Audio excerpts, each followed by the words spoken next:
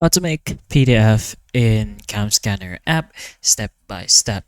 So if you want to go ahead and do that, all you have to do is import your files or import images. Pretty much depends on whichever you want, but either way should lead to the same process.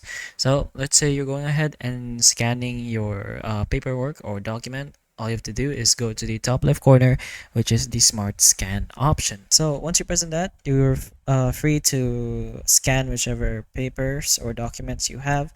Once you've done so, just go ahead and continue with the process because you've already taken the shot.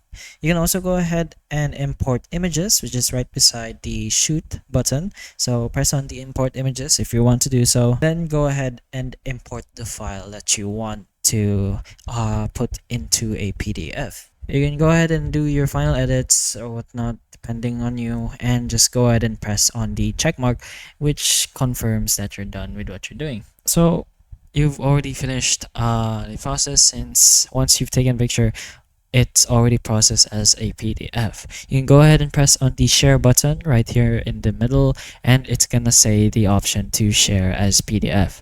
So just go ahead and press on that. Then you can choose whichever or wherever you want to send it to, Messenger, WhatsApp, Gmail, and it should be sent there to as a PDF file.